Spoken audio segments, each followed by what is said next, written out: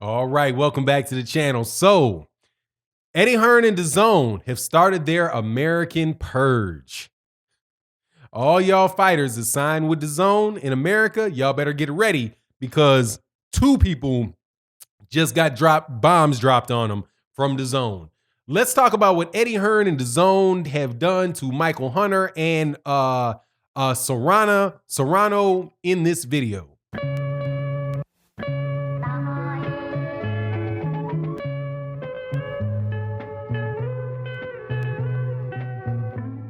All right, welcome back to the channel. So this is a video that I'm going to do because it's fun. And I've been following this subject for the last 2 years. So just consider this just another update in the DAZN saga. Do you remember when DAZN a couple years ago with Eddie Hearn came in and they were going to have $1 billion to take over the sport of boxing in the United States? They were going to sign away the PBC fighters from the PBC. They were going to collect all of the big fighters that were hanging out in the wind when HBO shut their boxing program, and they had everything set to do it. They had the former president or a guy that ran boxing or ran sports for ESPN and John Skipper there, and they opened up Matchroom USA in New York. You know, Anthony Joshua was going to come and make a big debut in the United States, and it was all going to be, man, they were going to be killing it.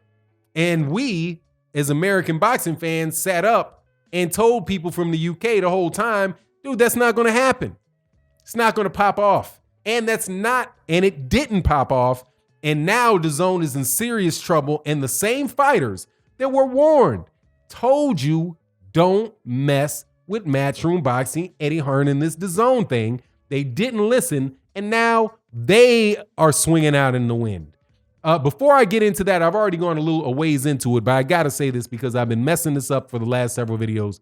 I have to thank you guys so much for your support on the Patreon.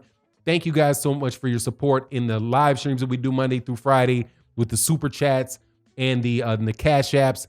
Thank you guys so much for the people that have joined as members and everybody that watches these videos.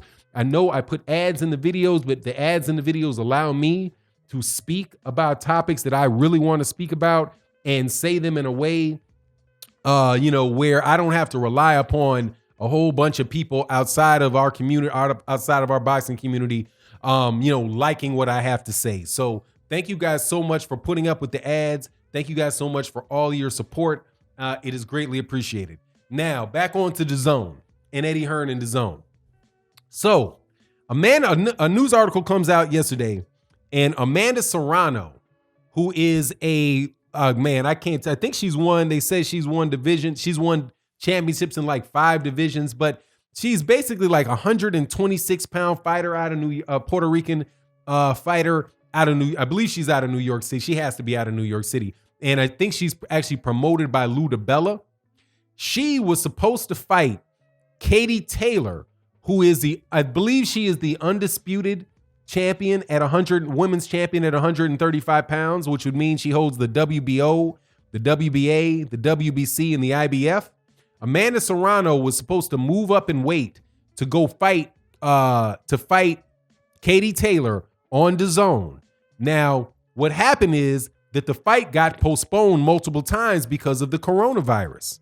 Now, Eddie Hearn had given Amanda Serrano a $10,000 I guess it was a bonus or a stipend to train for the fight, right? And so she gave her upfront $10,000 of her purse upfront so she could be able to afford to train for fights, which should tell you something. Which should tell you something about boxing, that she needed to be advanced $10,000 so she could fight for this fight.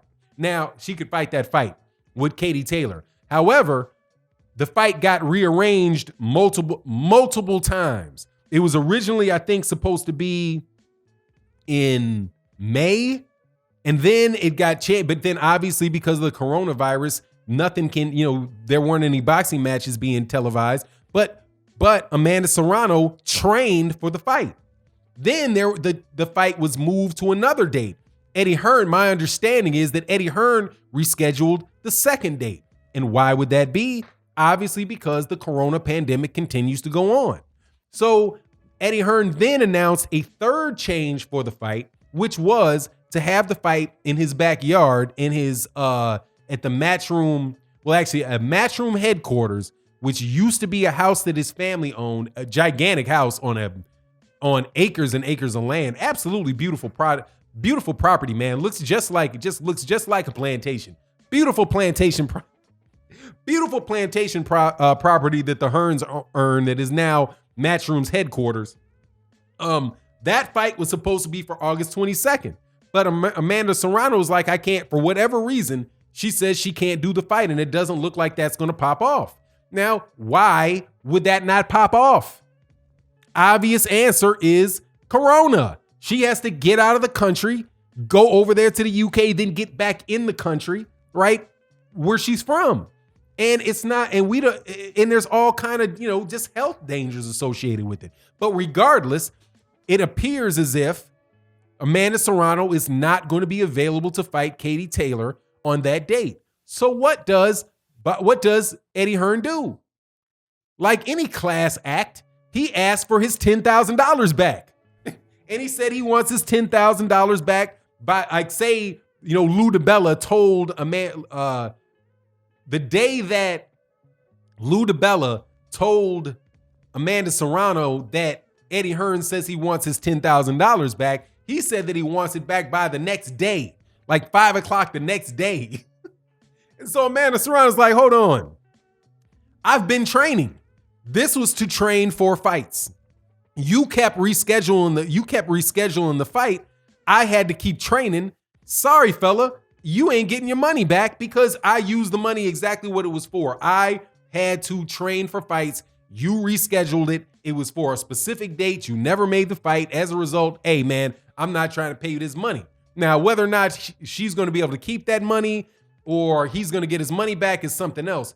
It just tells you, dude, the type of businessman and how that's the first instant of a fighter, a world-class fighter, top-level fighter, because I would say Amanda Serrano was probably the third, well, not the third, probably the number 4 woman fighter, right? Underneath Clarissa Shields, Cecilia Brækhus, Katie Taylor, and then there's Amanda Serrano, right? And I guess you could say Francine DeZorn Cruz, but she got ripped off over there by Alejandro Jimenez. But this is the first time you've seen him roll over and trying to bully a top-level fighter. Then there's also another scenario that popped up, which is Michael Hunter.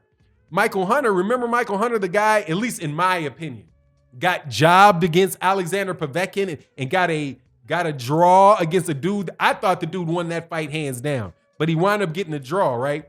Michael Hunter, who's an American heavyweight, did not get re-signed to DAZN.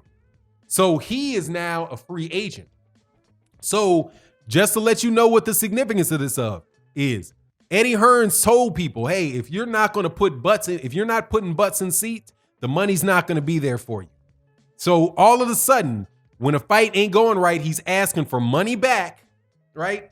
And when you are a fighter that like Michael Hunter, who was a dangerous fighter but not a very popular fighter, right? Very dangerous because he beat Alexander Povetkin. And don't get it twisted, Michael Hunter can beat Dillian White. Michael Hunter is better than Oscar Rivas. I think Michael Hunter beats Dillian White. I think he beats Derek Chisora.